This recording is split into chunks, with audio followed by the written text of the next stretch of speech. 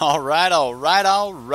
Welcome to Sideboard MTG. My name's Eric, and we've got another Devs deck for you guys. This is Grixis Dominance, a deck using Electrodominance to cast pretty much anything you want at instant speed. Just pay a couple extra mana for it, and you even get the burn to go on top of it. Pretty sweet card.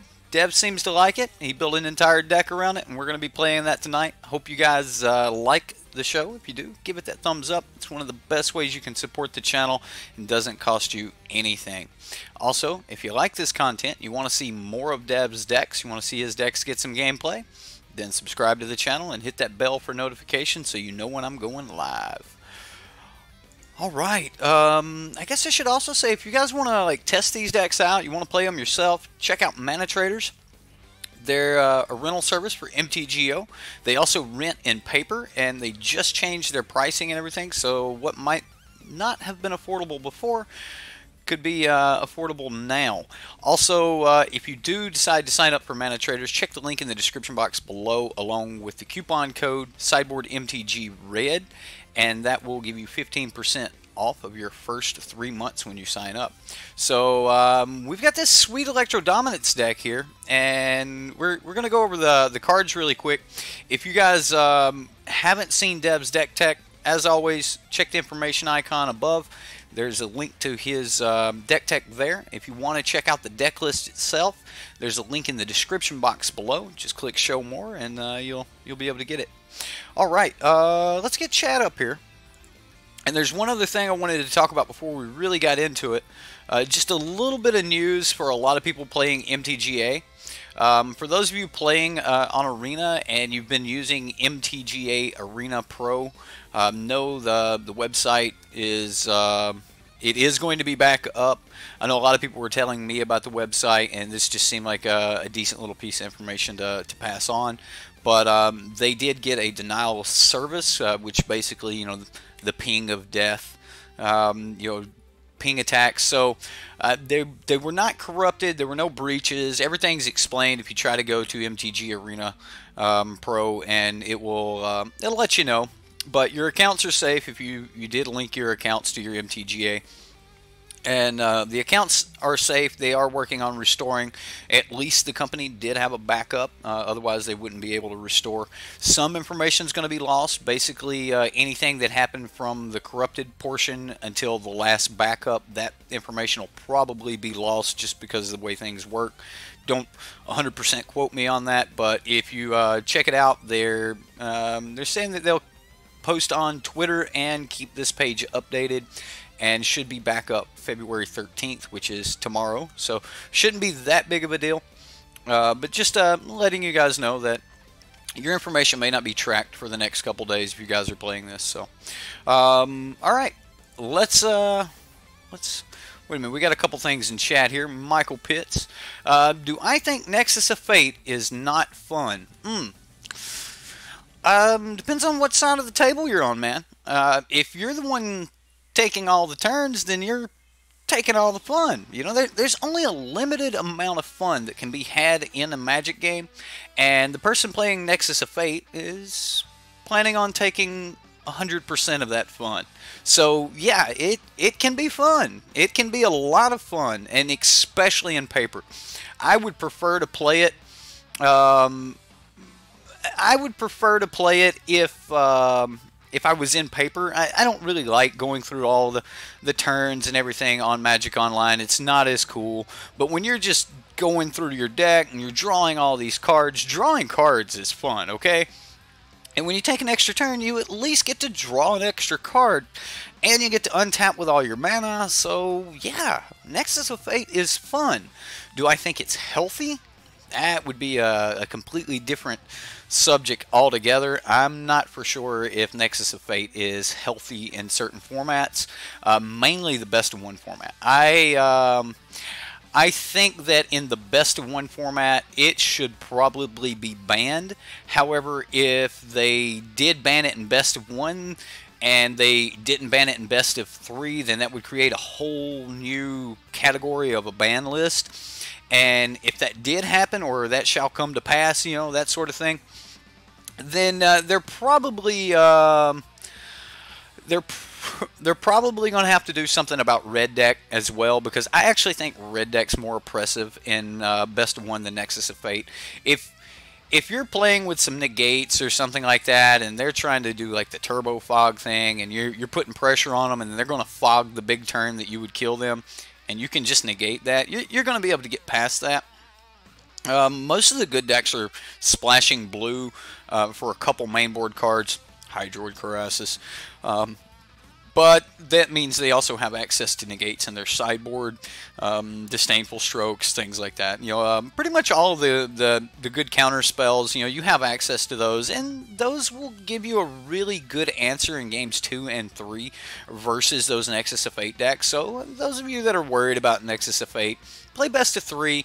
Make sure you have some type of access to you know, counterspell type magic in your sideboard, or even possibly in your main board, and you should probably have a decent matchup versus Nexus of Fate. I don't think that those decks are just, you know, 100% they take over absolutely everything, but it's definitely a higher tier deck. I don't know if the Nexus of Fate decks are tier 1 or not, but they're pretty good. And the Simic Nexus of Fate deck, and even the Gates Nexus of Fate deck, I think that those are really, really powerful. I mean, we played Dev's Gate deck just a couple nights ago, and I actually really wish there would have been Nexus of Fate in that deck. There's a lot of times where you can't play your cards out. If everything's going right for you in a Gates deck, you really can't play out extra, you know, guild summits and things like that, because you're going to draw too many cards. And having Nexus of Fate in your deck means that you get to just kind of keep, you know, going through that. So yeah, they did do well in Dallas. That is a true statement, and I just think that that's got a lot to do with a lot of people weren't as prepared for Nexus of Fate as they probably should have been, and we'll see what happens. Please play on Arena more. You find it hard to watch MTGO. Well, Gary, I am working on that. Again, I keep checking all of Dev's decks versus my current Arena collection, and I just don't have all the cards to play them.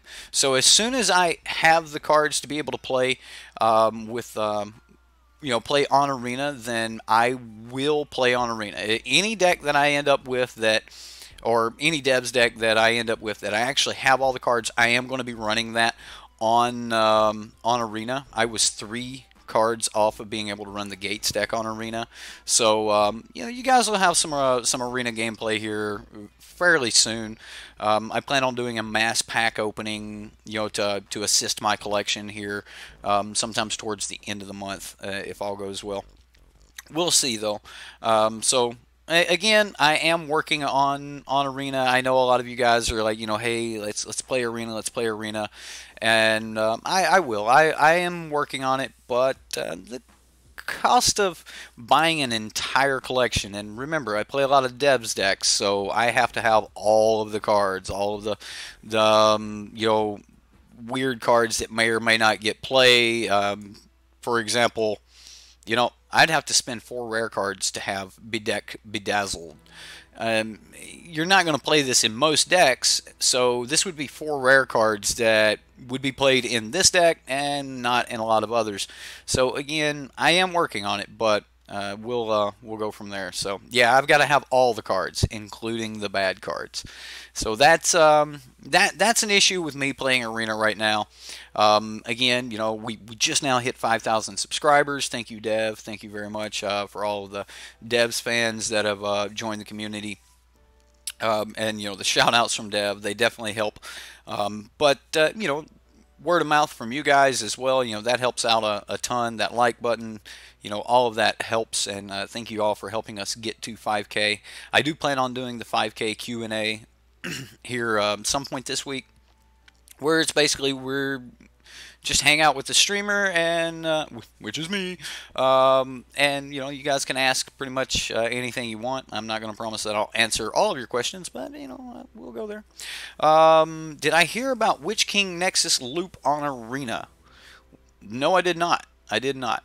Philip Wambugger, what's up? It's been a while since you caught the stream. Excited to see this deck, and Dev giving me more shoutouts recently. Yes, the shoutouts from Dev have helped out a ton. Again, you know, they pushed us over the 5K limit, and that's been wonderful. So, learned about Dev through. You're a Sideboard MTG fan. Learned about Dev through this channel. Well, see, that makes me feel happy because I might have actually helped Dev get another subscriber. I know I was rooting really hard for him to hit the 100K. I really was. I was so excited when he hit 100K. He got his silver play button, and you know, I'm hoping he goes for gold, man. I really do. You know, people can say what they want about me, but I'm a Dev fan. I do like Dev. So, you build a Fun Gates deck around Rhythm of the Wild, and you're going to run it at F&M. Be careful with that, Scott. You're playing a turn behind and playing some cards that come in and do nothing the turn they come in. So be careful. All right, so let's talk about this Devs deck. I've jabbered my jaws here quite a bit. Jabberjaw, man. Ah, Cartoon Network. All right, so we've got we've got some nice removal here in Lava Coil. We've got Thought Erasure for preemptive removal, being able to remove things from their hand before they ever get a chance to play it. You know, we got card selection and Azor's Gateway, and even a little bit of ramp. Treasure Map on curve can actually produce 7 mana on turn 5, which is huge, right? But we're talking like 9 mana on turn 6, or even 10 mana if you get to flip this and you don't have to spend your treasures. So I mean, there's a ton of mana available in Treasure Map if you can get it down on turn 2 and then start, you know, activating it on turn 3, or play it on turn 3 with your mana and start activating it immediately. So. Well, guys, I appreciate that. The fact that you guys are fans of me and Dev, that's awesome. Bedevil, great card. It does, you know, to be able to play it on curve, it does require, you know, quite a hefty amount of black in the deck. And then if you're wanting to play cards like Niv Mizzet, which are going to require an even more ridiculous amount of you know, blue and red cards or red mana, then that's kind of a thing. Our plan here is actually cheat those into play with Electrodominance, right? So we just pay red, and X, and then we get this nice, you know, burn spell that can go to any target. Plus, we get to play a card or cast a card with converted mana cost X or less without paying its mana cost. So now you are casting that, so if they wanted to counter that, they could, but I would expect that most situations they're just going to counter the Electrodominance unless you're trying to cast something like a Nicol Bolas or a Crackling Drake, and they had an Essence Scatter. They may not be able to cast or counter the Electrodominance, but then they could counter the creature. Not a problem with Niv Mizzet, as you know, he can't be countered anyway. He can be targeted with a counterspell. They can put the counterspell on the stack. So if you guys are playing in Paper Magic, you got to throw out a Niv Mizzet and they say counter target spell. Go ahead and say okay, right? Like say okay, allow them to put their counter on the stack, and then look at them and go, you know, resolves, and then they have lost their counterspell. Don't let them take that back. All right, don't let them take that back. It's the same thing we used to do with Fatal Push. You know, people would target maybe the thing that comes to mind would be an Ishkanah token, right? You'd make a copy of Ishkanah with like this, I don't know, the Scarab God or something like that, and they would go to target it, and you're like, okay, you targeted it, but it doesn't die, right? So allow them to put that counter on the stack when you're playing in Paper Magic. Other good cards that we're going to be trying to cheat into play, Mirari's Conjecture. Mirari's Conjecture is kind of like the free Electrodominance. Like, if we can cheat in a Mirari's Conjecture, or just play it in the first place. The first chapter on Mirari's Conjecture says return target instant or instant from our graveyard to our hand. Well, Electrodominance will resolve, and then as it resolves, it'll already be in the graveyard, and then we'll be able to pick it directly back up with our Mirari's Conjecture, and then go to our turn and be able to get a sorcery back. The sorcery part of that's pretty sweet because that means we can actually get Discovery Dispersal back if we want to. It works as both the instant or sorcery, so you can pull either side of it. As far as Expansion Explosion goes, it's only an instant, of course, you know. But this is another, you know, big X-Burn card that we can pump into this. So next here we have some Nicol Bolas. Nicol Bolas is going to be great if we can get it out on curve. It's going to rip an extra card out of their hand, especially, you know, if we've cast a Thought Erasure or something like that earlier. Turn 3 Thought Erasures are going to be really good when we've got our Azor's Gateway and stuff down, because you're going to be able to Thought Erasure and activate your Azor's Gateway or your treasure map. So 2 converted spells are going to work really, really well with our Azor's Gateway and our treasure maps. We've also got access to Crackling Drake, which is a little extra card draw, and when we start using things like Bedazzle, it's really important that our creatures have 4 toughness, because we can give them the +3, -3. You know, something like a Nicol Bolas jumps up to a 7/1, and then you're really getting in for a ton of damage there. Turning Nicol Bolas into a 7/1 could be a little bit dangerous, but in most situations it's probably not going to be that bad. You can also use the -3 portion of it to anything that doesn't have more than 3 power or 3 toughness. You'll be able to just right out kill it. Yeah, it may become a 6/0, but state-based effects will get rid of it immediately after. That's pretty much it for the main deck. There's some things in the mana base that we could go over. There's no mountain in the deck, so that's something that we need to think about. Ral Izzet Viceroy. He's Ral Zarek. Ral Izzet Viceroy in the main deck, not a bad card. It actually works really good with Mirari's Conjecture because you can dump some things expecting to be able to get them back later. Not really fond of casting Planeswalkers at the end of my opponent's turn. You don't get that extra, you know, activation off of them. So you didn't really do anything except for untapping with your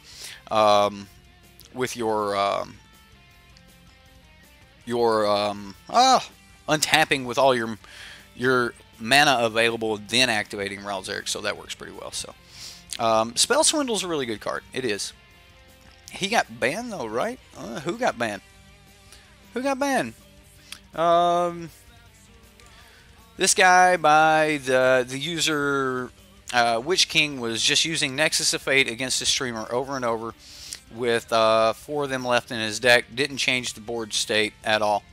Yes, so I'm trying to remember who he was playing against.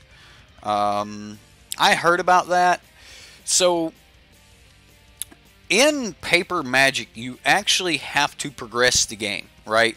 When they were teaching us about, you know, judging and things like that, you always want to maintain board state, and you always want to allow the game to progress. And the easiest way that you can make that happen is what they normally teach the judges to do. Whether if we can rewind things and get the game back to playing, that's where you want to be. And if you're not progressing the game, then a judge can actually, you know, state that you have absolutely no way of winning. You're more than allowed to take all the turns and all the games, but there's you could be disqualified for not progressing the game. That's a pretty rare situation, but my recommendation, if you're going to be playing a card like Nexus of Fate, is to put a win con in the deck. Divine or Dawn of Hope, great win con, right? Just Dawn of Hope. Man, I'm trying to remember who he was playing against, but I do know what you're talking about. That the game was just called because they they didn't have any win cons left. What if you exiled all their win cons and they just cast Nexus? Just keep spamming your spacebar and contact wizards, right? I want to say that game went on for like 2 hours and he actually contacted wizards while in the game. Man, I can't think of who he was playing against. You wonder how this deck would work without Electrodominance. I think without Electrodominance, you're probably just going to want to play Grixis Control. All right, so let's talk about the sideboard a little bit. We do have some duress to be able to rip cards out of our opponent's hand. You don't really want to rip Nexus of Fate out. We've got Disdainful Stroke and Negates, so we can you know, counter spells. Disdainful Stroke's actually becoming better and better and better right now.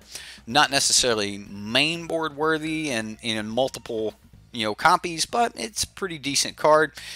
Even in the main board, there's normally something in most decks that you're going to be able to hit. Could be a dead card against a red deck, but a lot of the red decks are still running Frenzy. So, I mean, you might be able to hit a Frenzy or something like that. The third copy of Bedevil, I do believe, right? Third copy of Bedevil? How many copies of Bedevil we got? Yeah, 2. So the third copy of Bedevil, we've got Ritual of Soot, which will, you know, sweep the board of pretty much anything that came down early. We have access to Eldest Reborn, which will definitely help give us a win con. We'll pull something out of the graveyard, and we can make our opponents discard cards. We'll make our opponents sacrifice creatures. It's a pretty sweet card. Star of Extinction. This is one of the better board wipes, and when you're running Treasure Map, you can cast this on turn 5. It will cost you your treasures, but it can be done. Angrath the Flame Chain, great card against aggro, or not aggro decks, but against control decks, being able to give them that, you know, negative card advantage every single turn, plus you're doing a little bit of damage to them. Even if they don't have cards in hand, they're still going to lose life. So pretty sweet there. Being able to take control of a creature is not absolutely horrible. One of my favorite things in the world with this card is to be able to take control of a Thief of Sanity. You know, you smack them with the Thief of Sanity, you take one of the best cards of their top 3, and then you sacrifice their Thief of Sanity at the end of the turn. It's also really good against cards like Midnight Reaper. You can take their Midnight Reaper, then sweep the board. They don't get any tokens, or they don't get any card draw off of it. You'll draw a card. You will lose the life, but you'll draw a card. So, you know, there's some pretty sweet interaction with Angrath the Flame Chain. So that's gonna do it for, you know, going over the deck. Let's jump into some gameplay. See how this turns out.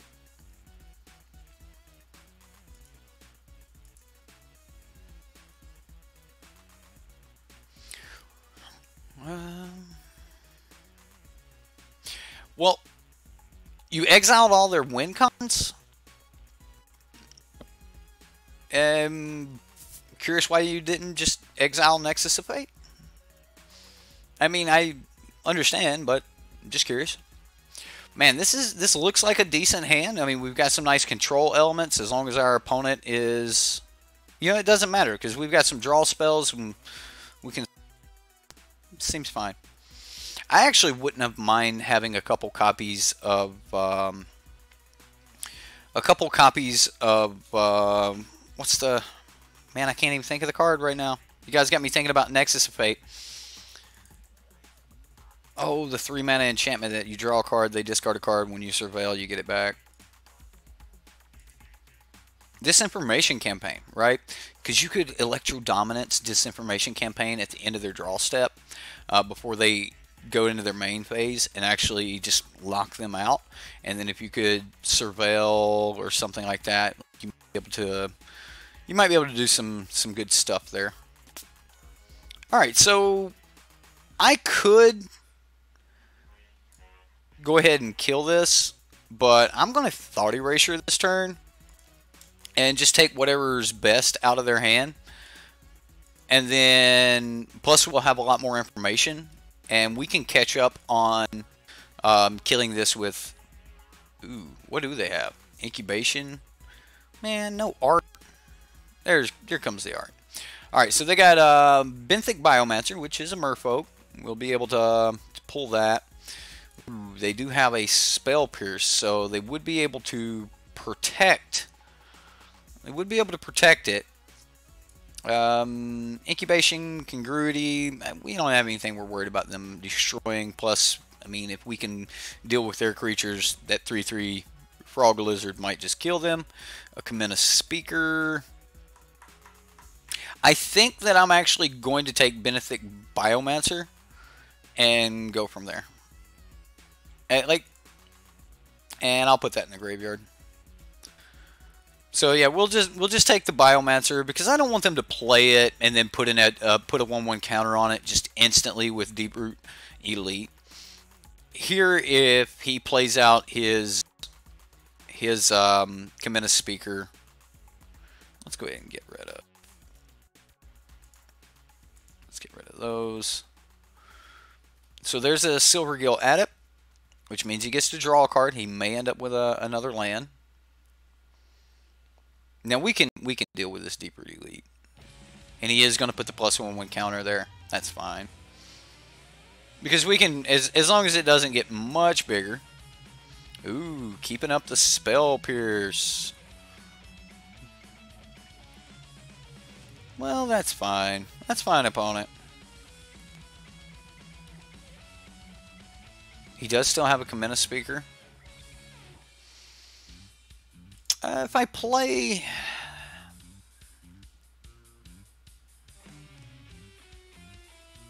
I can play this at instant speed. So we'll force their hand on their turn. We can go black-red and cast it.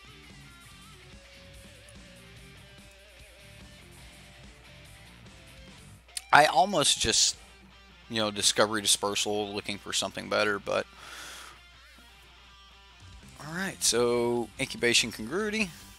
So he's just going to cast the Incubation portion. Looks like he revealed a Silvergill Adept.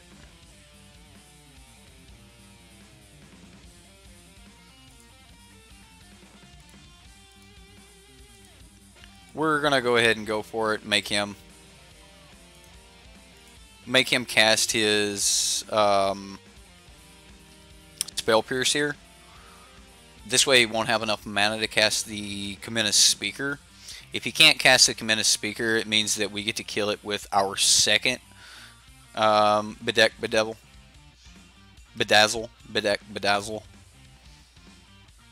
What a card.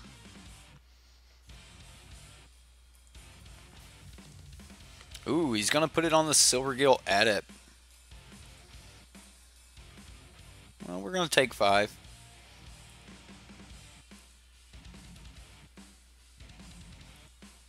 But our opponent is tapped out. Wow, we can just do some major cleanup here. Let's do that.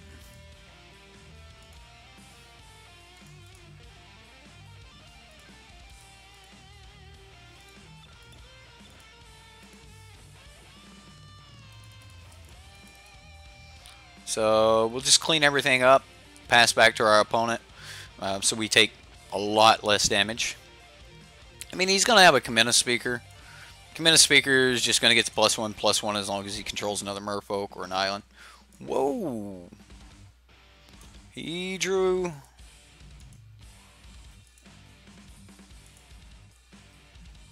his Kamina. Tyrant of Araska.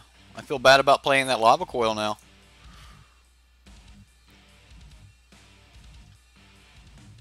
We've got some great sideboard cards for this, though. Just call it bed, right?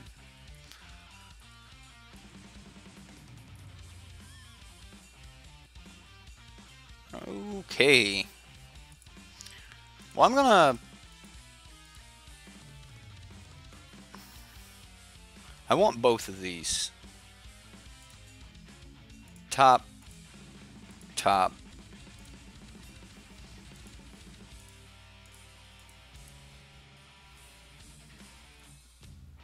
And then we'll pass. We can draw a card, and with our Azor's Gateway, but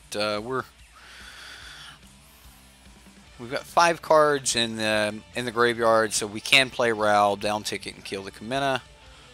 We're going to need to, because we're taking 6 points of damage going to 5. Then the follow-up off of that means that we're going to be... Let's go ahead and do it. Let's look and see what we got. Well, we know it's a land. So that's our 0.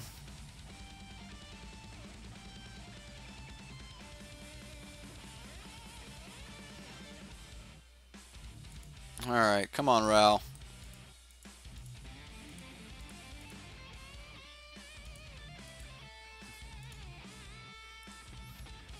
Alright, so we go to 1 at minimum.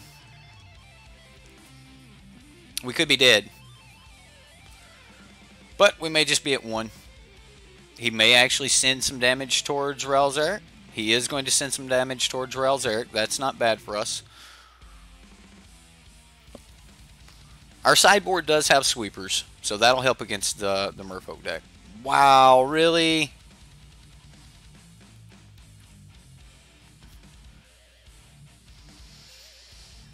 Okay. Let's draw a card. That ain't gonna do it. We'll get rid of the Azor's Gateway.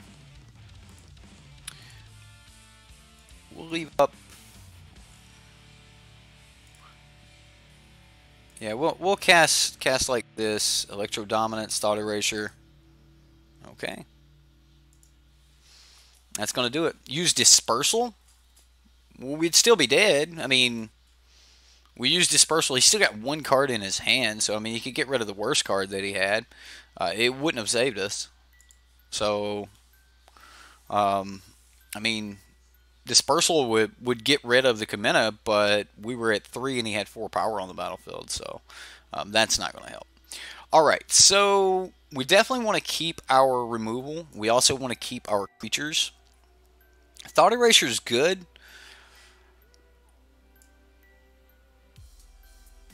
Thought Erasure is actually really good, but I am more interested in Ritual of Soot.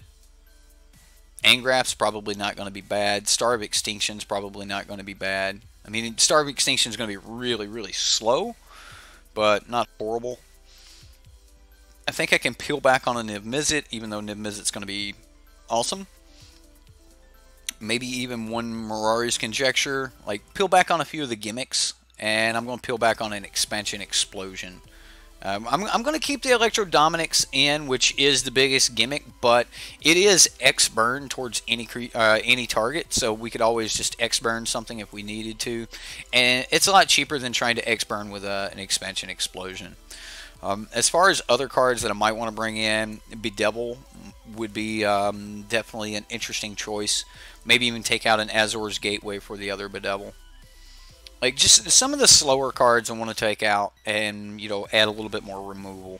Even though I am adding an extremely slow card in Star of Extinction. So, you think we cut 1 or 2 gateways? I did. I cut 1 gateway to make room for another removal spell. We could, you know, play Negate. I don't think we want to play Disdainful Stroke. We could also play Angrath. Angrath may actually be better than something like Niv Mizzet, just because it would be a little bit more castable. I'll actually do that. I'll play Angrath. Angrath will pretty much kill just about anything in his deck, so yeah, taking Angrath seems okay. I do have to worry about like dive downs and spell pierces here, so this is not a horrible hand. I turn 1 Watery Grave, and then we can Sulphur Falls and get into the Thought Erasure, and then by turn 3 we can, you know, Bedevil, that sort of thing. So we'll disrupt his hand as much as possible. Being on the play helps a lot too. So.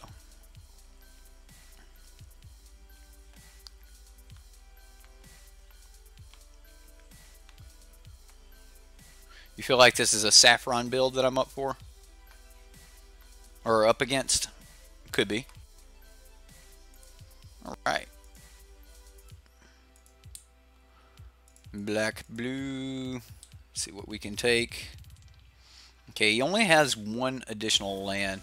Shaper Sanctuary is not coming down next turn. Deep-Root Elite's not coming down next turn. He's got Negate. Merfolk Mistbinder is a little bit of a problem. Kamina, I can deal with Kamina. Kamina's gonna, like, it's gonna cost him a lot of mana to play Kamina. So, like, right now, the only land he's got is an Unclaimed Territory, which can't cast Negate or Shaper Sanctuary, but on turn 3, he's gonna have at least Hinterland Harbor available. I think it's basically either Deep-Root Elite or the Merfolk Mistbinder. Just take his threats.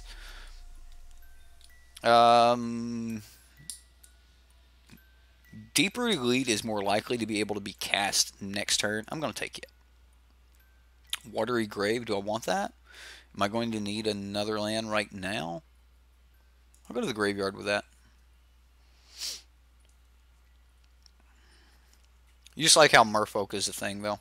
Merfolk's definitely a thing. The deck's really consistent, right? Like that's what I'm going to say. I think I'm going to say that Merfolk is just really, really consistent. You've got a ton of creatures that all just have great synergies with each other, and you know, just playing them out seems like the way to go. All right, so I'm just going to play the Drowned Catacombs. Go ahead and get my Azor's Gateway down.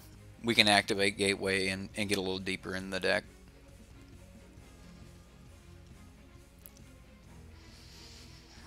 We lost. Oh yes, we lost game 1. We're in game 2 of match 1 right now. Madness doing his moderator thing. Thank you. Okay, so our opponent's wanting to draw a card, discard a card. So let's see what he discards. What are you getting rid of, opponent? I mean, if he's going to spend his mana this way, then I'm okay with that. He's played the Hinterland Harbor.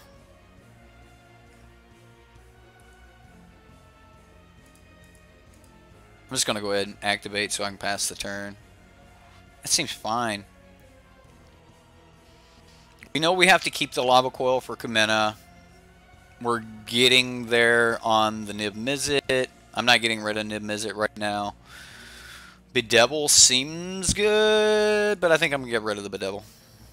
I could use that to kill the Kamina, but Lava Coil is a little more mana efficient, so...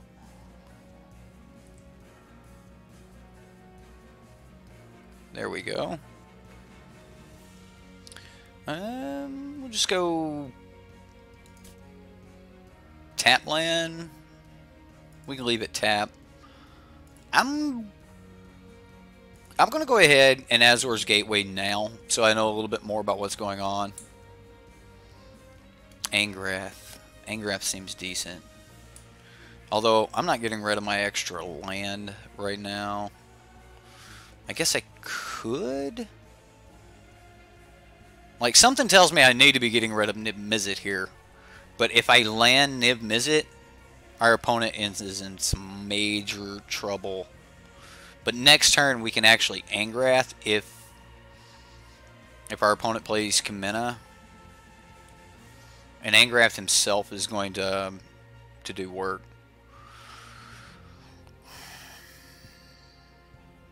I want to get rid of Nib Mizzet. I think it's the right play. But then again, I could get rid of Bedazzle and just keep taking 2 here.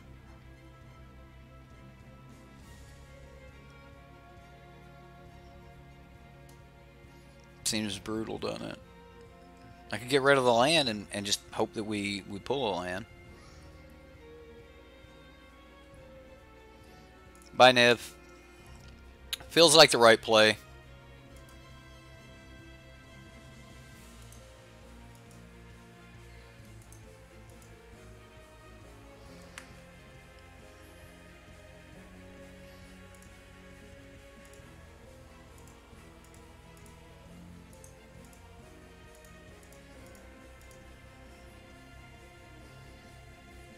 Did he have the Spell Pierce? He did have the Spell Pierce. Okay. And he had the Spell Pierce.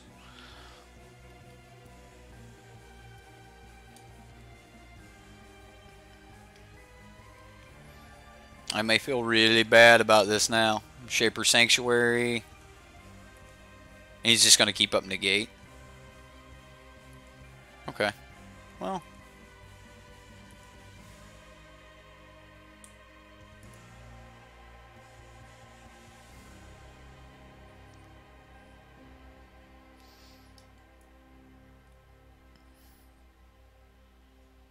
Well, I'm not going to play Engraft into the negate. See what we draw.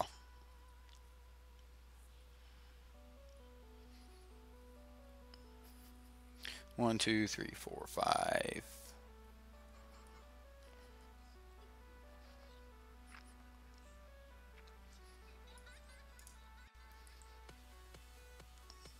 So we currently have a 0, a 3, and a 6. So we need a 1, a 2, a 4, or a 5. We need to have 5 different cards, or different converted mana cost cards under it, and then that'll cause it to flip.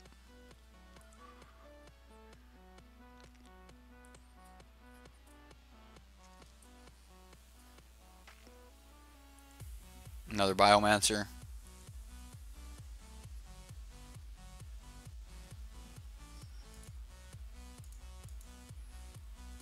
Let's go ahead and Azor's Gateway again. Get rid of the Lava Coil.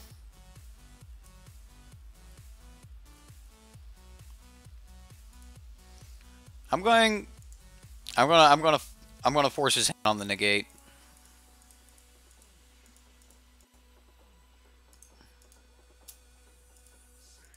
It feels bad, but Star of Extinction would kill Angrath anyway. So if we can force his hand on the negate, which is exactly what the opponent's wanting, then that'll help some. He's got 3 cards. We know 2 of them.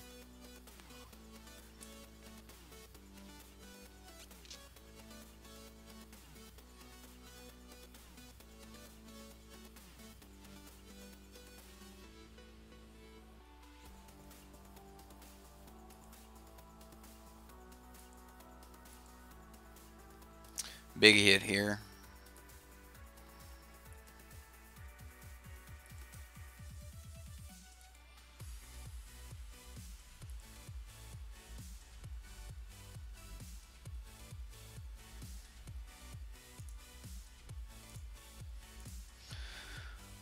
Oh no, not another land. Man, we needed something that would cause that to flip.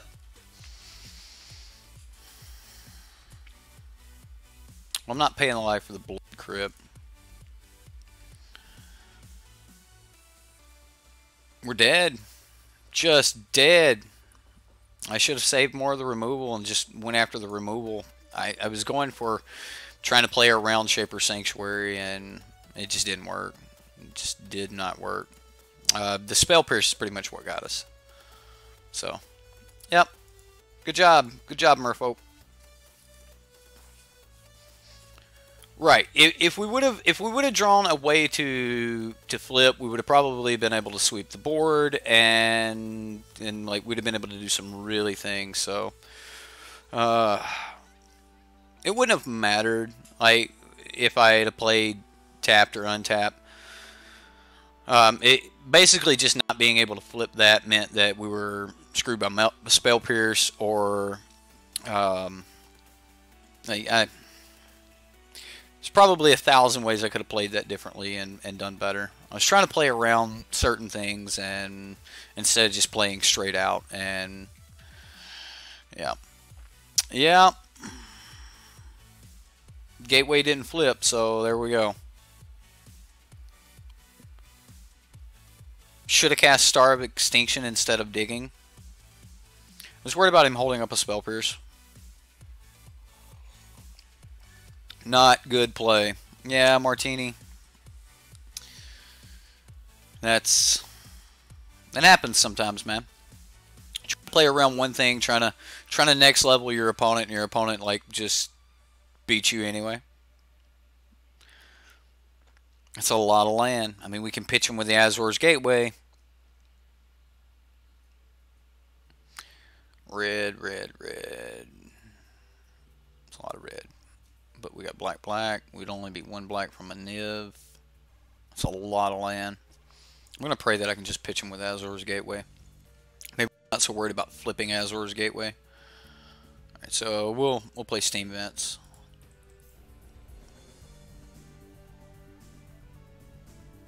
Did I ever get around to watching Disney's The Hunchback of Notre Dame? I did not. I did not. I had forgotten about that. You got a good memory. Let's go ahead and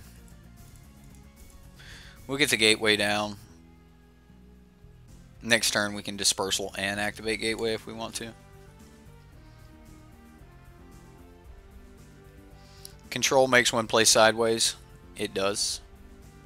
We'll probably actually have to bedevil that. Now that we have an extra bedevil, that makes that a lot easier. Have to play my black source here, just so that I can bedevil.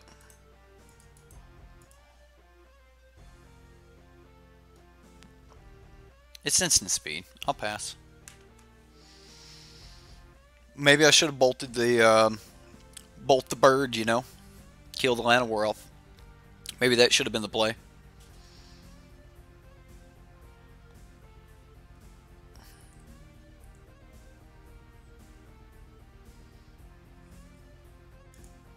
I am going to kill this before I take 5 damage.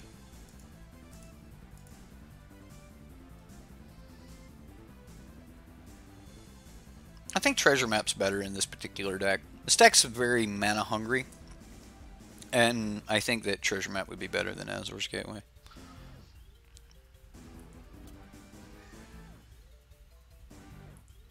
Wow, he's... Okay, I thought he was activating.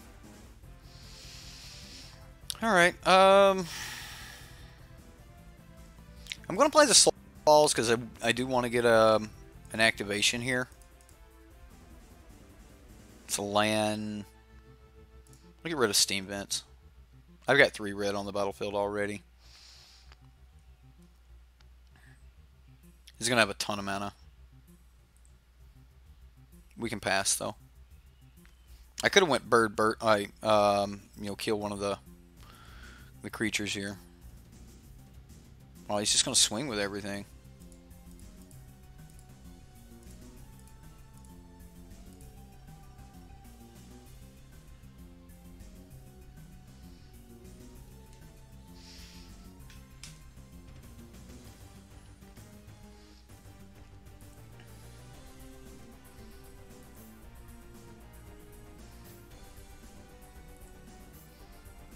I doubt he has a follow-up play. I mean, he might. He might have a 2-drop or a 3-drop.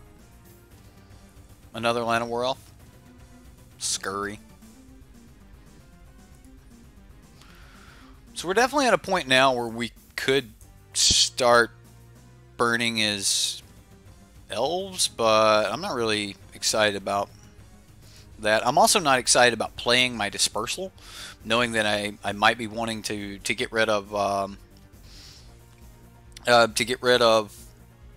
a Carnage Tyrant here in a moment, or maybe even a Galta or something like that. But as long as he's got cards in hand, it's not really going to work. So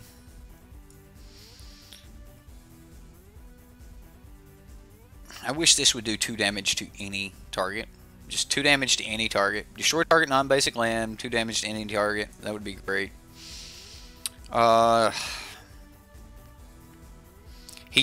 We would have to kill 2 of these to try to force his hand on having to draw land for Carnage Tyrant. If we kill 1, he could potentially still have Carnage Tyrant mana next turn, because he's only got 4 mana.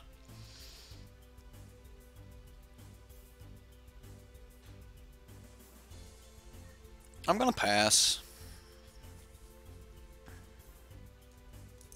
Maybe not.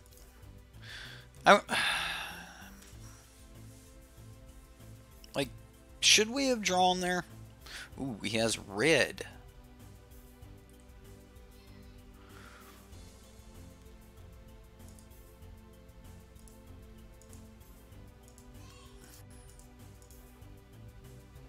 We'll just kill the Legion War Boss before he gets to make a token. So he's some kind of red-green monsters. He's still got 5 mana available. Now the thing about stopping before he enters combat is he'll get another priority in his main phase. So he could have still cast something if he wanted to. Mirari's Conjecture seems okay. I mean, it's going to start getting us some card advantage, and then we can get like multiple... Yeah, this seems alright. I'm going to cast the Mirari's Conjecture. And we'll get back Bedevil.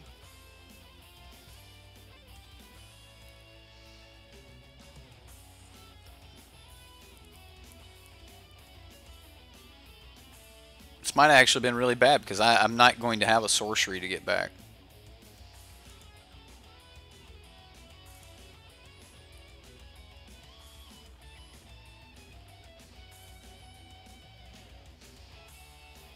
Yeah, I will.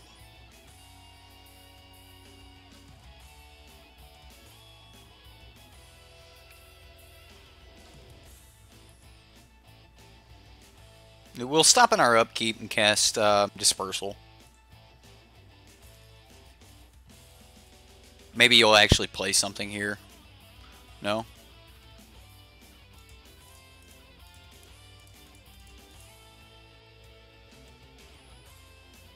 This is a greedy play. I mean, we'll make him discard a card. It's probably just going to be a Llanowar Elf, but it's still a greedy play.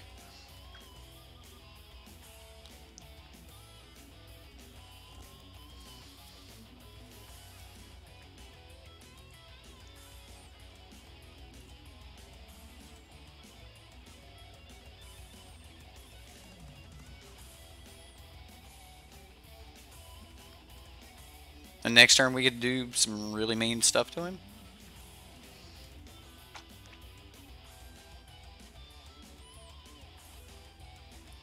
Ooh. He give it haste.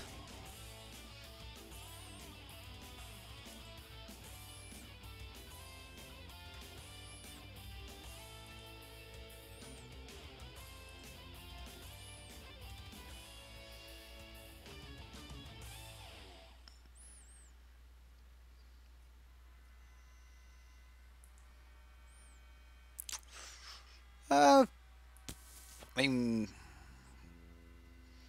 he got rid of a Goblin Chain Whirler. Okay.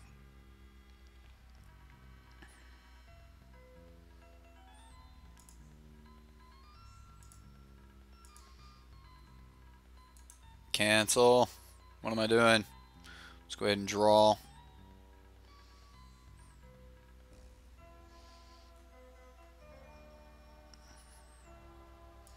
Alright, so we'll black,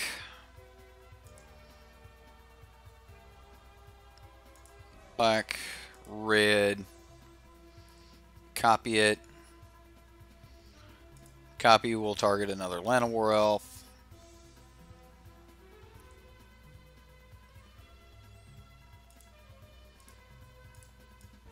Lava Coil.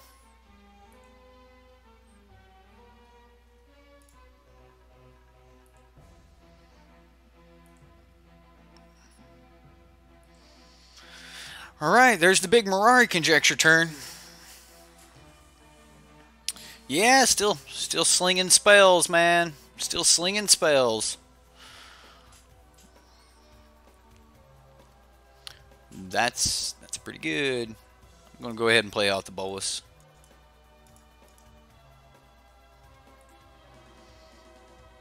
We'll see what one of his last two cards are.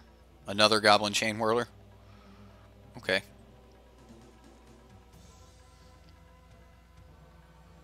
Growing Rites of Itlimoc. That'll help him find something. He found a Gruul Spellbreaker. Okay.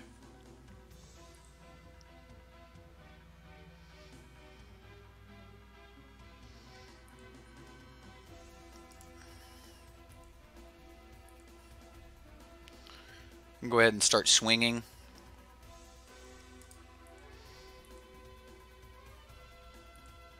We'll be able to have a little bit of card draw here. Let's surveil one first. So we'll go black, blue. Goblin Trashmaster. I'm not worried about that. I'll get rid of the Spellbreaker. Lava Coil on top. I'll graveyard the Lava Coil. Cast Discovery. And blue. I'm looking for a land.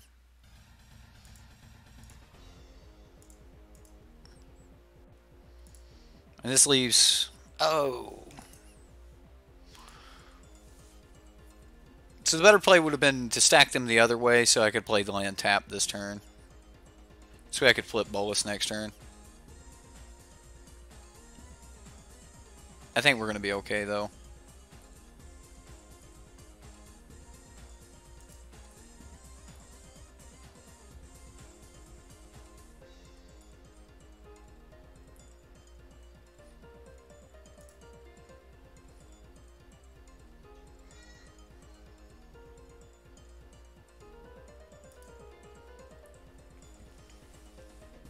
We know he's got that Trashmaster in hand.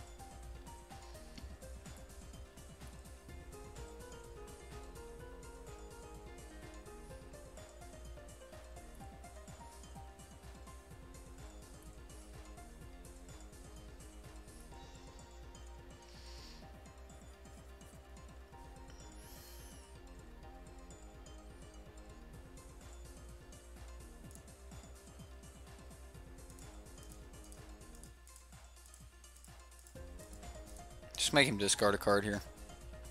He's probably just going to discard the Trashmaster, considering he can't play it. He'll be able to replay Growing Rights Illimak next turn, which is okay.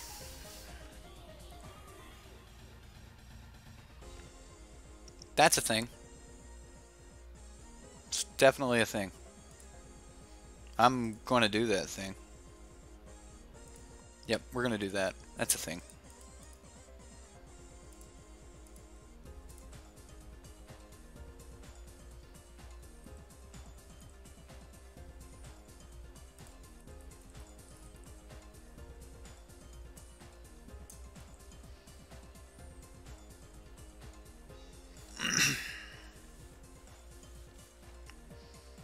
Yeah, Merfolk ran over us. I don't know what this deck's supposed to be. It's supposed to be some type of red-green monsters deck. I don't like the construction of it. Like, on the board, we see 4 forest, and you guys know my rule on running the petals. Incubation Druid.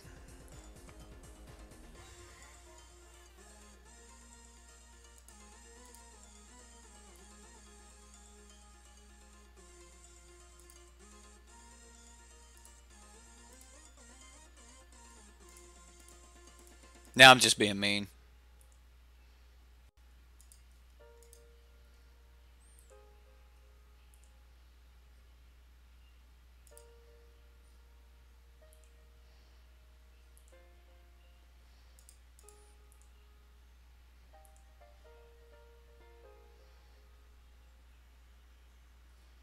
Yeah, the opponent's deck is...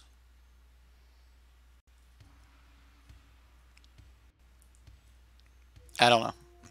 I don't know what's going on over here. I mean, he's got Goblin Chain Whirlers. He seems to be a little bit all over the place. Does seem to be fairly low to the ground, though, so I think Ritual Soot's going to be pretty good. He didn't seem to have a lot of things that I'm worried about ripping out of his hand. We're worried about just hitting my Nib Mizzets, my Nicol Bolas, his Crackling Drake, things like that, and we should just be able to... yeah, I'm not so worried about ripping things out of his hand. Star of Extinction may be good. Angrath's probably going to be alright. Eldritch Reborn will probably be fine. Our main deck Construction's probably also fine. We're not worried about, like, Chain Whirler. Yeah, I thought about bringing in Angrath.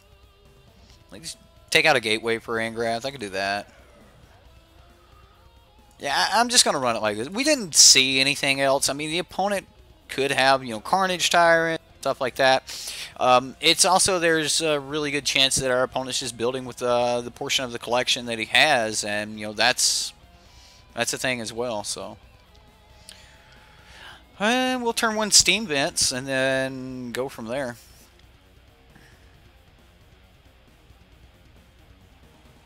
Uh-oh. He's got goblins. So it's like goblins and elves, oh my.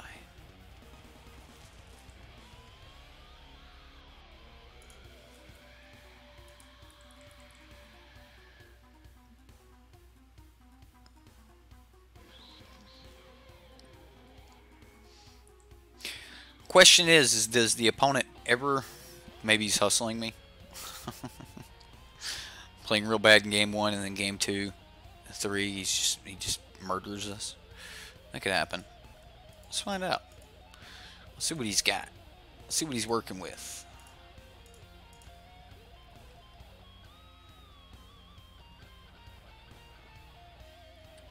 Alright. So we've got Gruul Spellbreakers, we've got Banefire.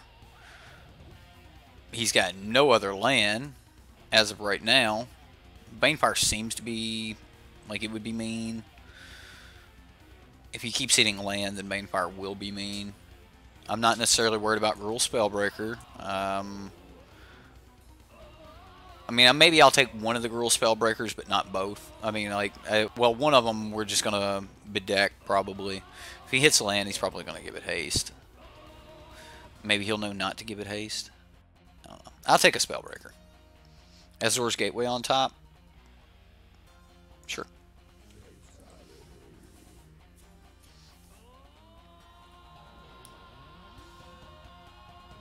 This Fanatical Firebrand is going to do a lot of work to us before I actually get around to killing it, though.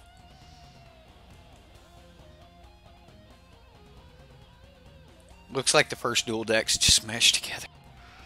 It's possible. Alright, so our opponent's kind of stuck on mana right now.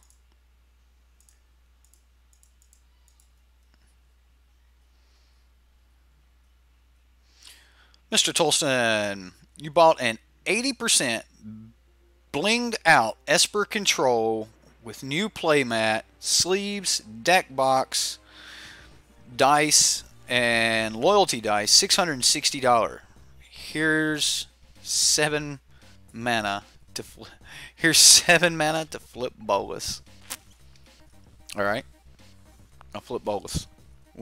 We will do our best to flip Bolas for you this game. It's probably going to be pretty plausible. Pros now on Arena. Pros now on Arena. Testing more now on MTGO. What? Wait a minute. So the pros on Arena are testing more on MTGO? Ah, man, he didn't let us flip Bolas. He just scooped. He didn't get the land. What do you mean, be informed? Pros now on Arena, testing more now on MTGO. Well, now that we're back in best of 3 and the world has come back to best of 3, a lot more people are coming back to MTGO. I mean, yeah, there was a lot of scare tactics or scare hype or whatever. Not tactic, but there was just a lot of, like, everyone was afraid. Oh my gosh, Arena's taking over, MTGO's dead. It's not the case, guys. I get it. And for those of you that are just in love with watching Arena, I don't get it. I don't get why you love to watch like I get it. Graphics are pretty and things like that. But why? Like, come on, you can't read the cards. You can't make out the abilities very clear. Oh, they got the little symbols there for the abilities. Even the symbols aren't that great. Like,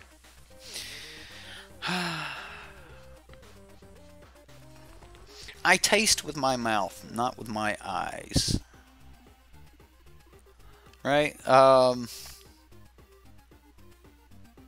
Chinese food, that's making me think of food. You're going to get some Chinese food and you'll be back later.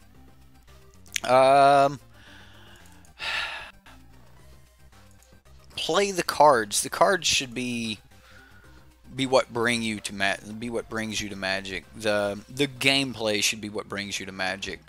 And as far as Arena goes, it's still a lot of flash. Like, I get it. It's pretty. It's very pretty. But it's still a lot of flash. I think this is a bad hand. I mean, I can get rid of all these Azor's Gateways, which is fine. I mean, I've at least got my mana. We have an Electrodominance, which I'm not worried about, but I'll keep. I mean, at least we're going to be able to get rid of a bunch of things, and our opponent's mulliganing, so. You taste with your nose. Oh, you didn't know?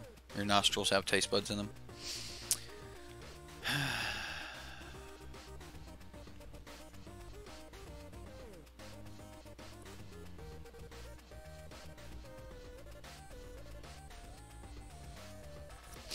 Think about that when someone passes gas next time and you smell it. You just think about that. I'll leave you to that one, Madness. You just have that. Tastes good, doesn't it?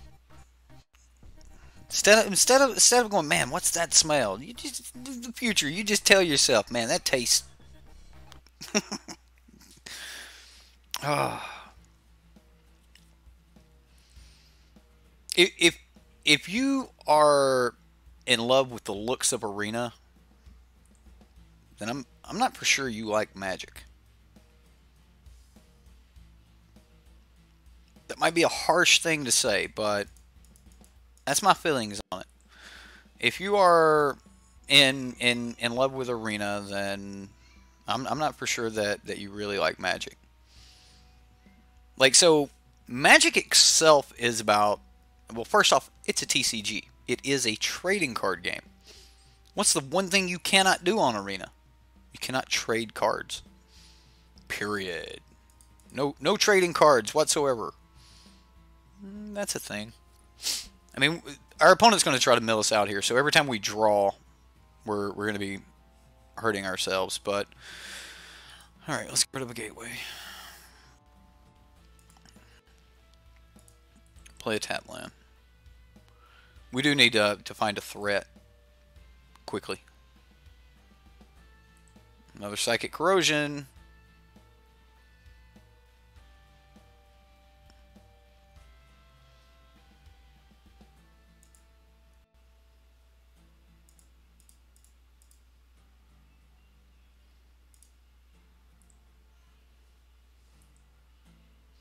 Maybe I should be putting like complete emphasis on flipping this so that we can just have these really big Electrodominance burn turns. I don't know. I think he can mill us out before we can kill him.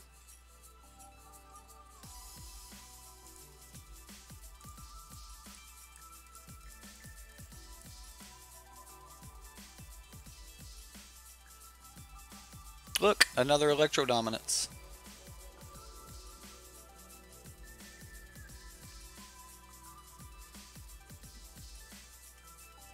So right now we can burn for 3. I'm not worried about the Sailor of Means.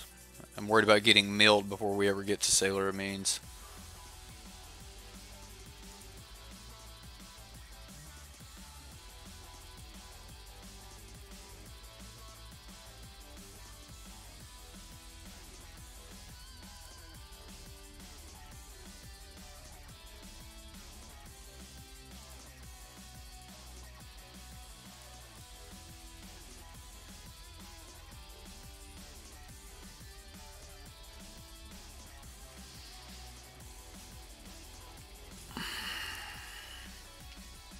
One, two, 3, 4, 5, 6.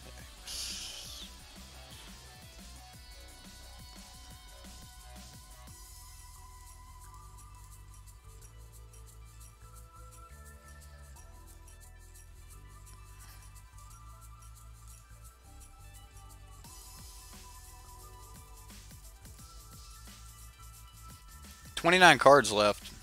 I mean, 25 cards left. Our graveyard's getting pretty full pretty quick.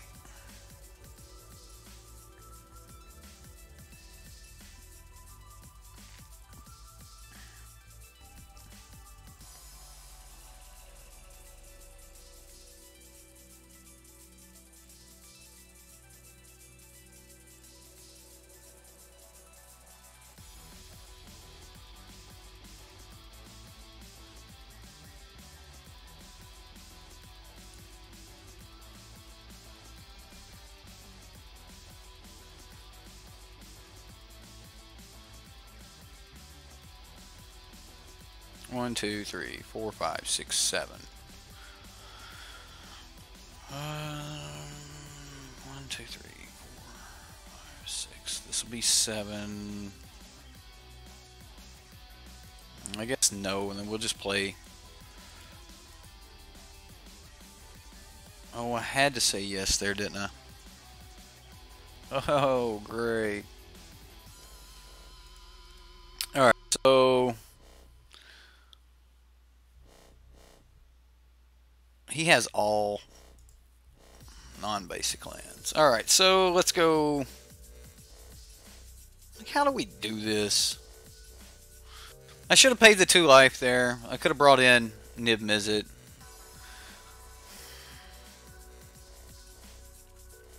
So we go.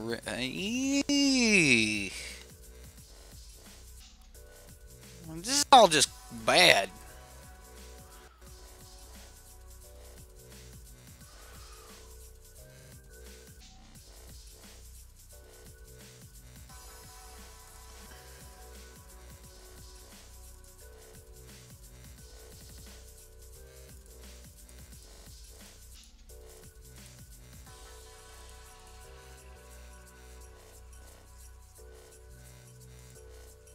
Can't do that because the converted mana cost of this is actually 7. So you can't like instant speed it. And drawing cards here feels really, really bad. I mean, even though we're copying it. Oh, man. Graveyard, top. Graveyard, top.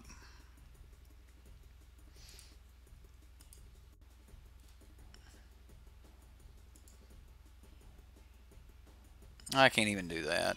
I have butchered this whole hand just from like 2 turns ago. I didn't bring this in untapped, so I could have played Nib Mizzet. And then like trying to play to make the Mirari Conjecture work, just everything went bad.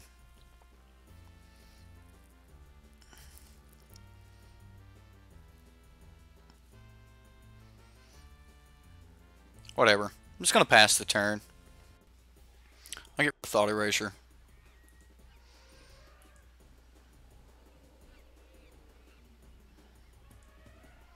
Ten cards left in our library.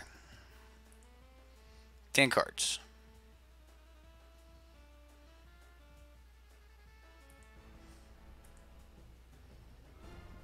And we know he has... Alright, so end of his turn... Red, 4. We'll do it for 5, just so that we can do more damage. Done.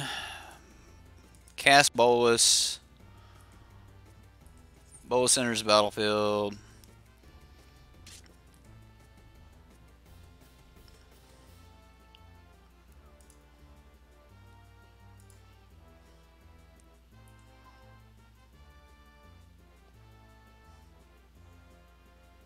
Is there a way out of this? Alright, we've only got 5 cards left.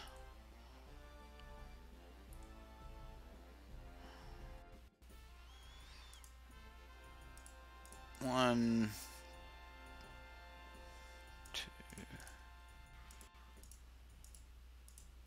Yeah, I should have just got the Niv down and went from there.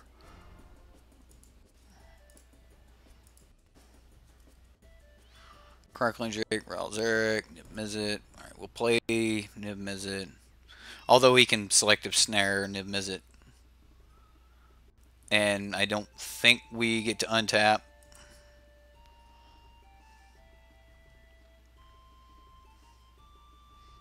Because Nib Mizzet's going to make us draw cards.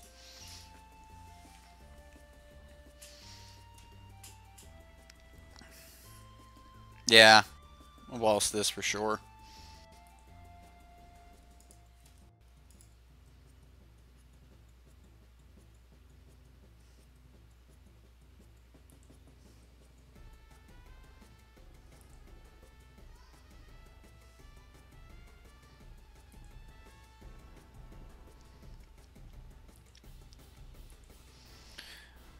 I didn't expect him to be able to mill that fast, honestly. How much damage can we do before we die?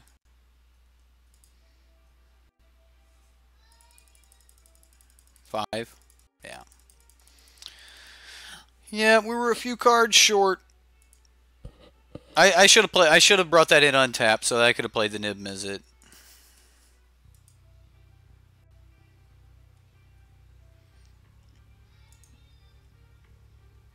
And move to draw step and lose. Okay, control. Alright, so we're not worried about his creatures. So if we're not worried about his creatures, we pull out the lava coils, we pull out... This has just been horrible. I have done so horribly here. Our opponent scoops. Our opponent feels sorry for us. Yeah.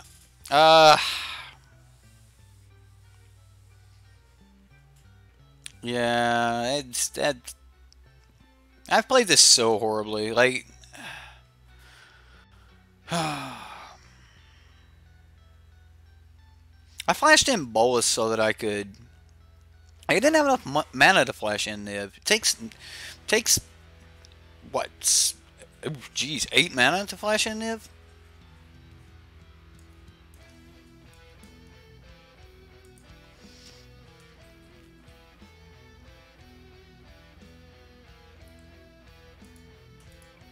This has been horrible. I'm sorry I'm bringing you guys horrible gameplay here.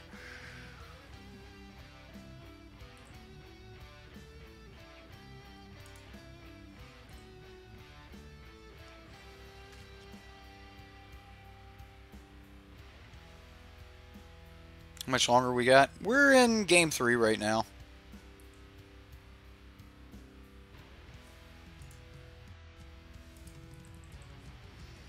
Red white. Yeah, Azor's Gateway, it takes a really long time to get to rolling. Revitalize. Revitalize again. He's digging for mana? Yeah, he's digging for land.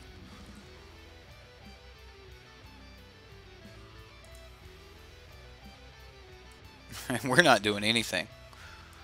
We're not doing anything. I mean, the opponent's not doing anything either, but we're holding all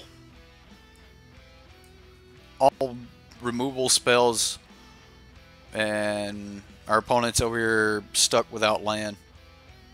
So he is a control deck. Hey, we got a black source. That's a start. He may scoop at us resolving Rel. I mean, he may have an answer for it as well, but he may also just scoop to Rel.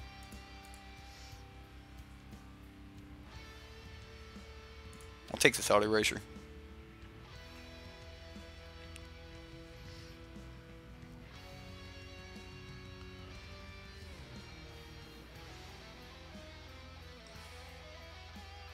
What's the score for tonight? The mill deck that milled us in game 1 didn't want to play. We got a pity scoop. I don't know if it's a pity scoop or he knew that he couldn't beat us once we had access to counter spells. Like, you can say pity scoop if you want, but I actually think it was more of he knew that once we had like options for counter spells, that there wasn't going to be much he could do.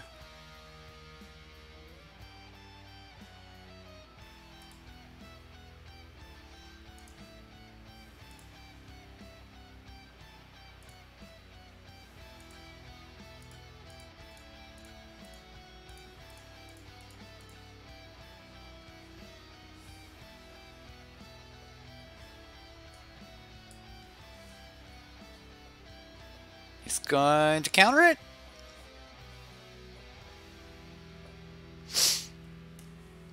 I'm trying to bedazzle and blow up his only blue source right now. He's been digging for a blue source, and I'm just trying to blow it up. Like, just using these bedazzles. I mean, we already set him back a turn. Instant speed land destruction seems pretty decent. I mean, when Bedeck's not that great, then you just bedazzle them.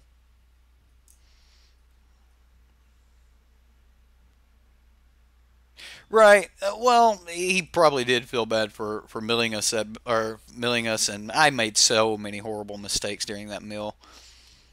I changed my attack plan like midway through, and that was bad.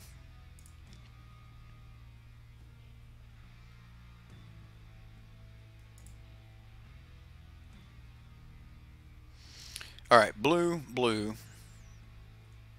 Okay, blue. All right, so if we go red, red, red, and then we got the other three blue. All right, so we don't need that. Blue, blue, blue, red, red. He opts again.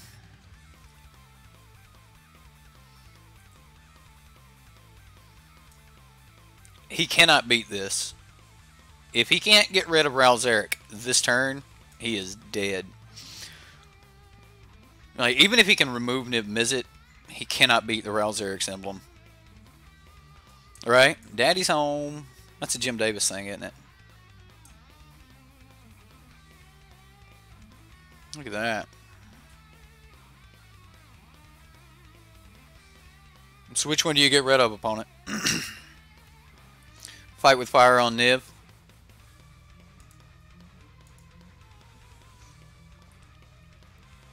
Okay.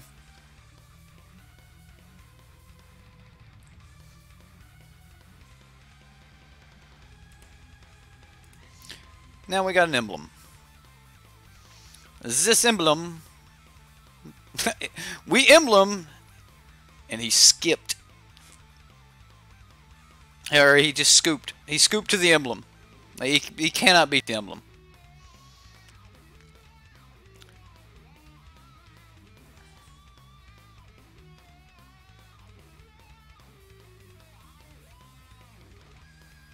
What? Two turtles box each other to death. Format is still new, and Word of the Grapevine is the next set, War for the Spark or something like that, could get Grixis love. Building a Grixis deck seems very hard to you. You tried to make one, it just never seems to do well. So Grixis by nature, like Grixis control decks, are built to be. All right, let's get rid of the lava coils. We'll get rid of Bedevil. Bedazzle was okay. I ain't gonna lie, like our opponent being land screwed, it was alright. Just take away his additional color. Seems okay. Engraft's gonna be great here. One more card to get rid of. I'm just gonna keep pulling an Azor's Gateway out of this deck. Just don't like the card. I mean, I like the card, I do, but okay, whatever. Turtles can throw down, dude. Watch Planet Earth. It's crazy. Just thought of some turtles. I'll keep. I probably should have kept a way to kill a Nib Mizzet of theirs, but I did not.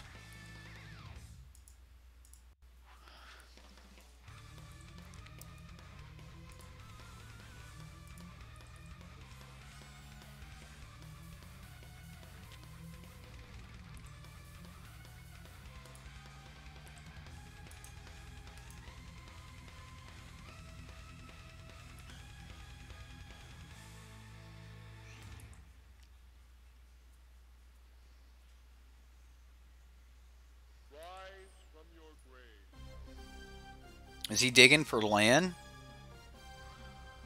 He is digging.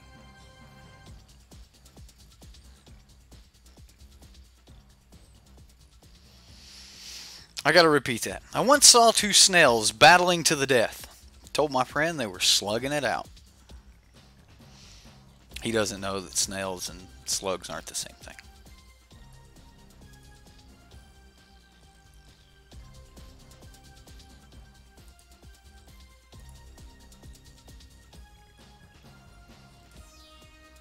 Just gonna play this long drawn out control game.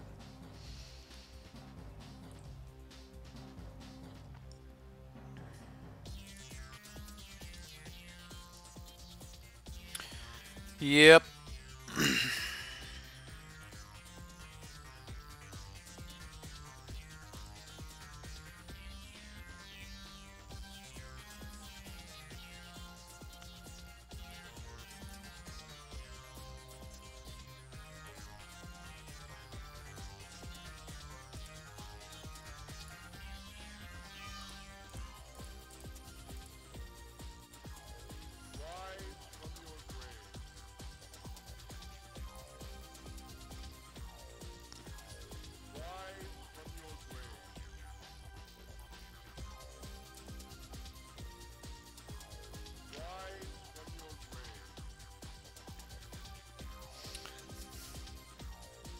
Glad to see you're finally coming out of your shell there, Madness. This is going to be bad, guys.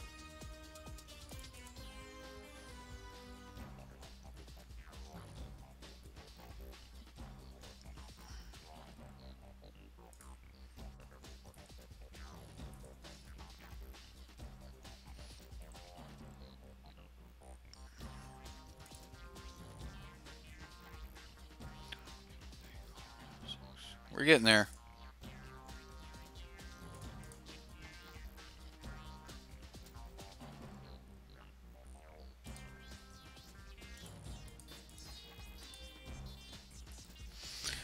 If Niv doesn't kill us first, looks like Daddy's home.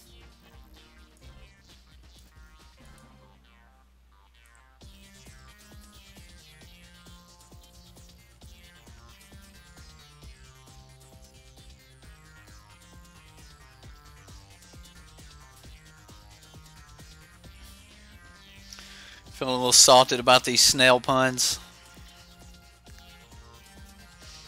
Whatever.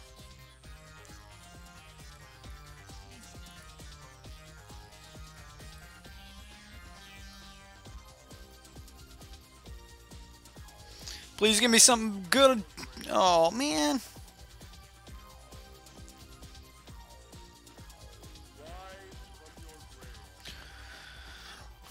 One, two, three, four, five, six.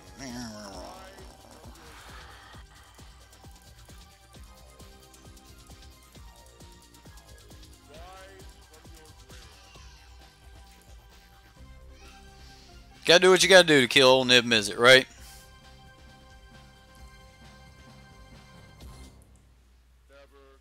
Don't draw a counter spell. Please don't draw a counter spell. Don't draw a counter spell.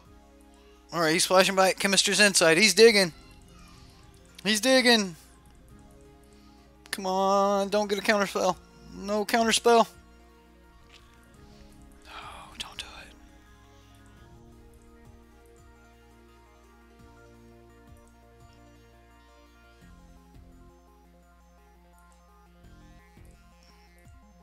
I mean, I'm okay with him going for the radical idea and all of that. That's fine.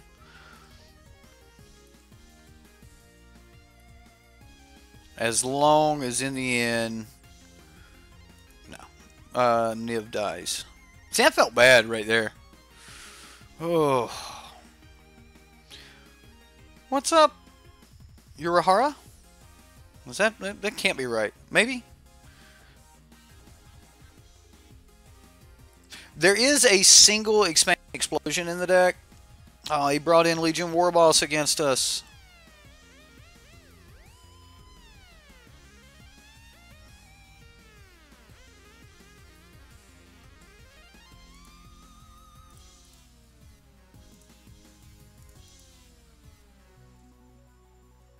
That'll help.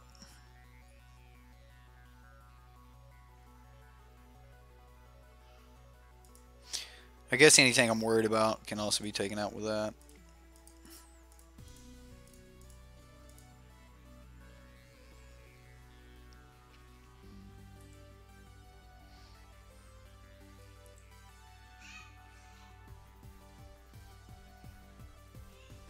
I mean, he's got to fight with fire. right? We know that he has Fight with Fire, so I have to counter the Fight with Fire with a negate. 1, 2, 3, 4, 5, 6, 7, 8.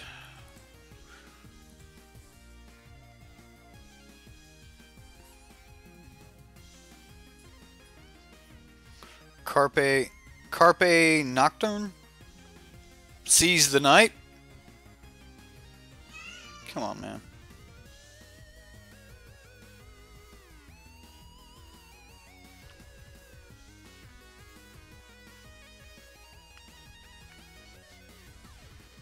You know that phrase is supposed to... Like, we don't say Carpe Diem anymore. It's just not how it works. Now you say YOLO. Come on. Get with the 90s, dude. Wait, the 90s was 20 years ago? What? Oops. Oh, come on. Scoop face. Alright. Toddler Rage. Nattern? I don't know what Nattern is. I don't know what that is. Okay. Well, I want Eldest Reborn now that I 100% know he's got Niv. Mirari Conjecture is some good card draw, but we're going to stick with this. I probably need to keep Bedevil. And bye-bye Azor's Gateway. I'm just pulling Azor's Gateway out of the deck. We do have an Expansion Explosion in here, you asked earlier. And Electrodominance. I'm going to go back on one of those. We're playing against Jeskai control, so. What do we have for draw? Any Chemisters, Precog? Hell, you'll even take a Notion Rain, Banefires. No, we don't have any. We're not a control deck. This is not Grixis control, okay? Like, that's the big one right here. It's like, it's wanting to play like Grixis control, but it's not. You feel like it's a good sideboard card for control versus control? Which one, Bobby?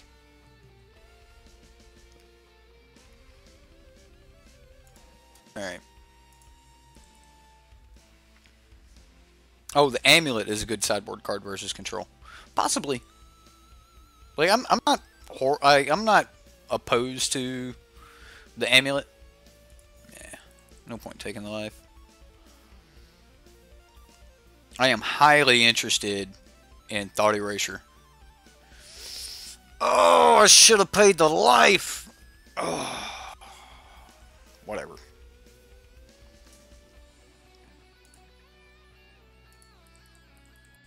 We can get ahead of that. We can get ahead of it. Ralzeric can do this. Ralzeric's my man. If he can't do it, nobody can.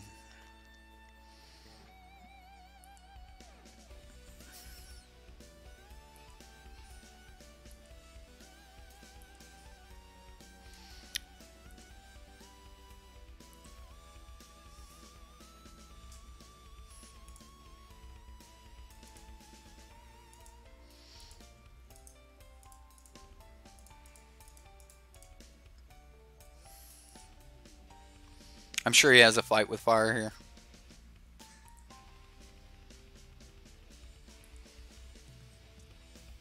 Nexus of Fate was revealed and shuffled back into his deck. He throws away an Anticipate.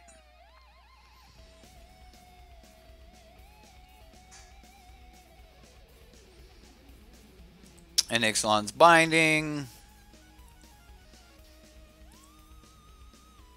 Now his board dominance becomes even greater.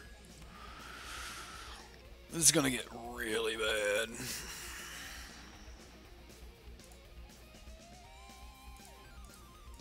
I'm getting wise tap.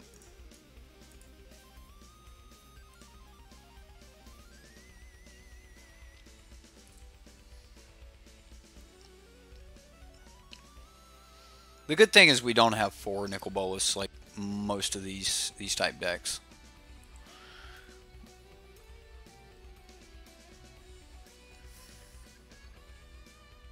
Precognitive Perception in his main phase, so he will scry 3, then he will draw 3. That card is so good.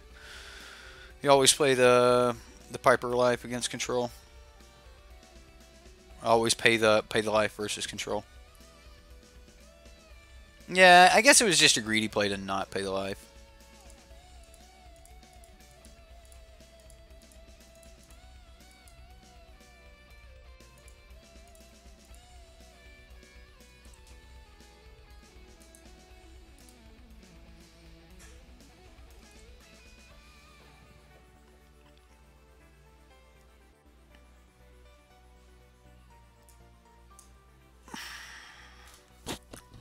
I down-ticked Ral.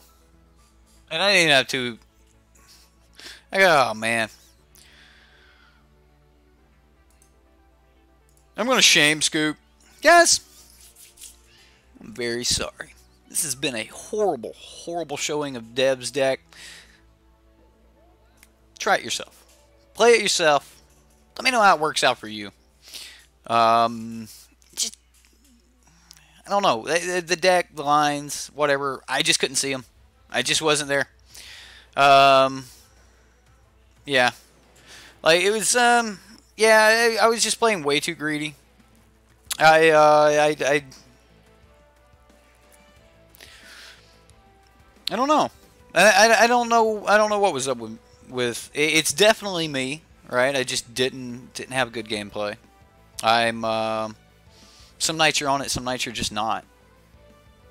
And tonight I clearly was not. This was a very bad showing of Dev's deck, and I apologize. I do recommend that you put the deck together yourself and see if no, I did not give it my best, man. Scott, that was totally nowhere near my best. I failed as a parent losing to someone named Toddler Rage. Right? Yeah. Yeah. Anyway, hey, when you play all the time, you're going to have those days where you're just not on it. And again, today I was not on it. Thanks for watching anyway. It was a lot of fun hanging out with chat. I hope you guys had fun hanging out, seeing all the punts. For everyone that is going to message me in the comments, yep, I know. I could have done this, I could have done that, could have done all of those other things. I made a mistake here, I made a mistake there, I made a mistake everywhere. Again, put the deck together yourself, see what you think. See how you would build it. Personally, I don't think that there's a standard Electrodominance build that is going to be anywhere near on the tier list.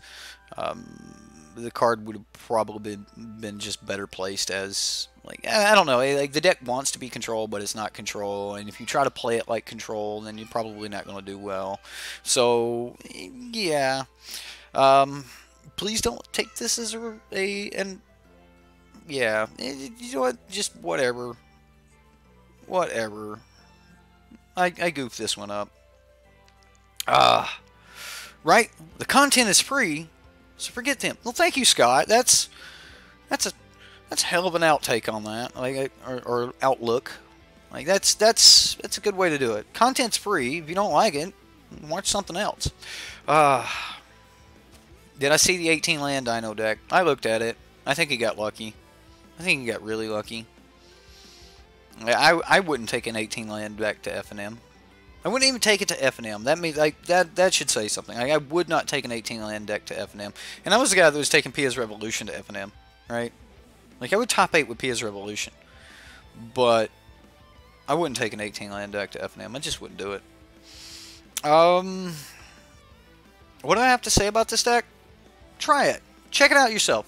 If you got the cards, put it together, play it, and see if you can find some crazy lines and have some fun with the deck. And that's where I would leave it. I would leave it at trying to have fun. And no, I'm done. I'm not going to embarrass myself further by attempting to play a deck that I clearly can't. Like, halfway through the deck, in every game so far, I've had a strategy going in the early turns. Okay, we're going to do this versus this deck. And then midway through, I have to shift the strategy into something else, and that's not me. Like, I want a deck that's cohesive all the way through, and I can't do that. I can't play that. So,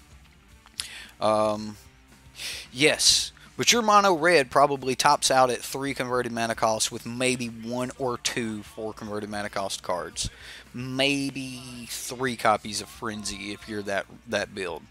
So, absolutely, Aiden, try it out. I highly recommend that you all try it out.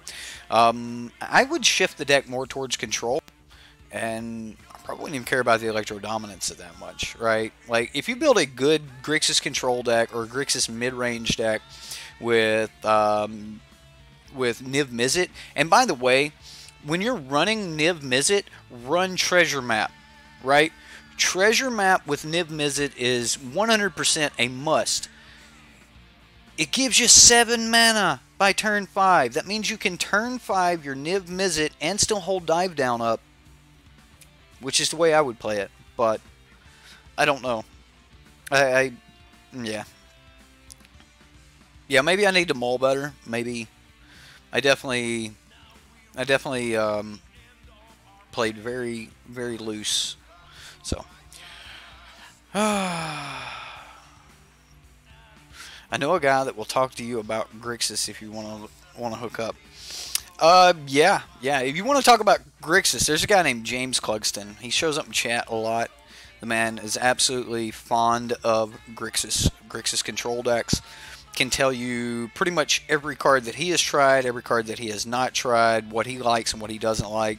He runs the Nicol Bolas, Niv Mizzet, but he actually runs Search for Escanto over Treasure Map. I do not agree with this choice, but he has done fairly well with it. But there's some really good Grixis control lists out there. The thing about you guys like that are talking about building Grixis control is a meta fighter.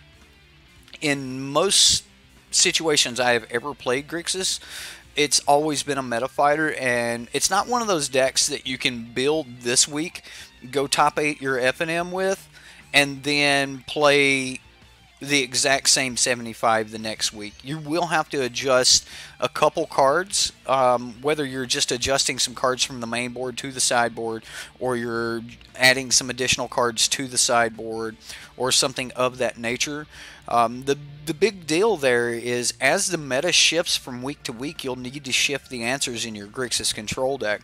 Grixis control in general is, again, the meta fighter, and you need to have the proper answers for the meta.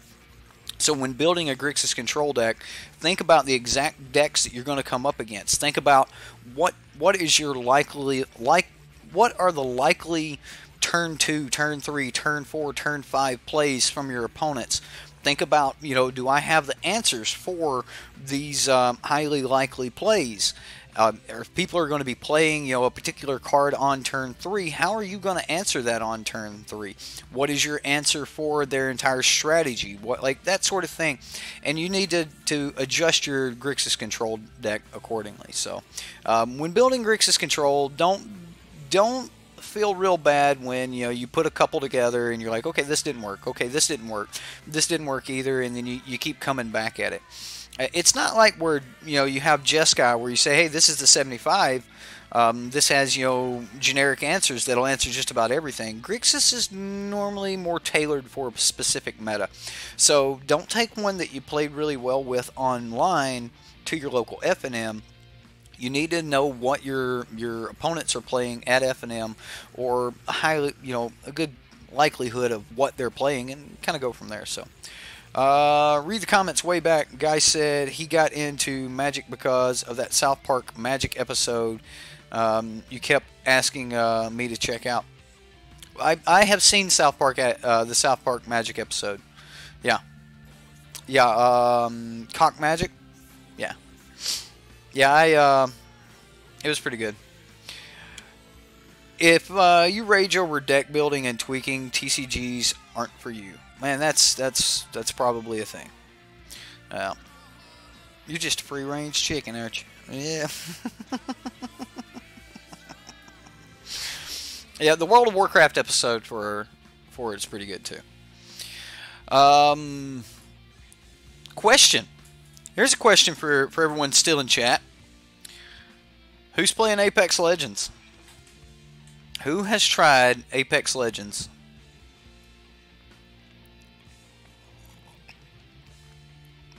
Oh no, I said no to watching Notre Dame or Hunchback of Notre Dame. I haven't seen that. So, make love, not Warcraft. You need to just go out in the forest and kill level 2 boars over and over and over and over again. It needs to be our next D&D campaign, Jareth, or a D&D event where we just got to go out and kill 100 boars. Just boars over and over until we level up. You got beat by Apex? What?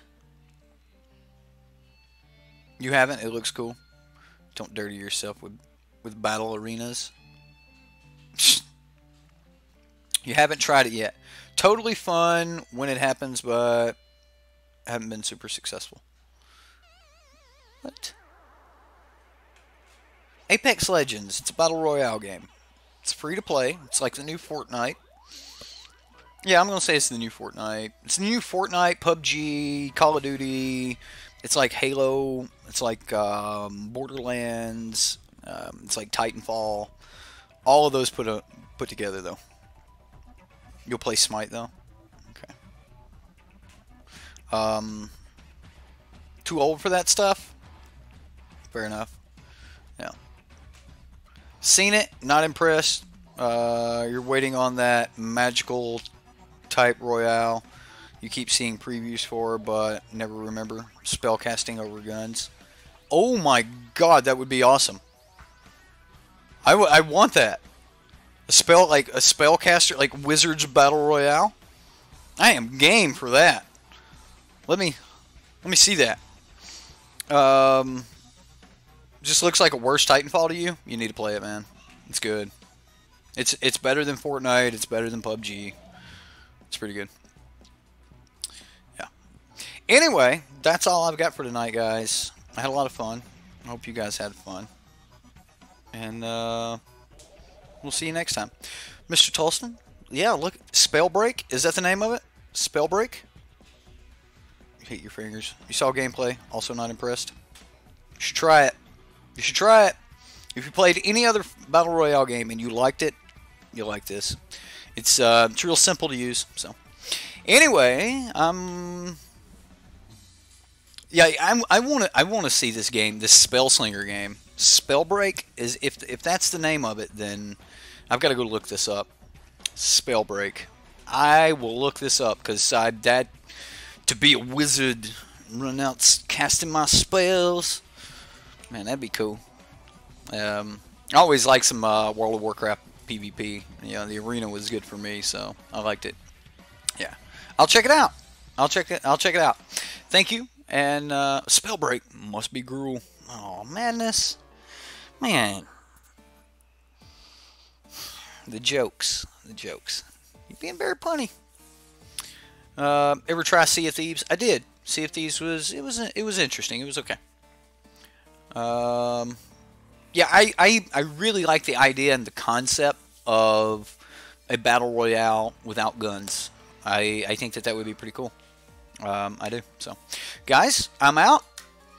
I'll catch you guys later. We'll be doing the 5K Q&A tomorrow. I'm gonna try to do that a little bit early, and then we've got the other devs deck tomorrow. Hopefully I'll have better gameplay. Yeah, we'll see what happens. Catch you next time. Thanks for watching.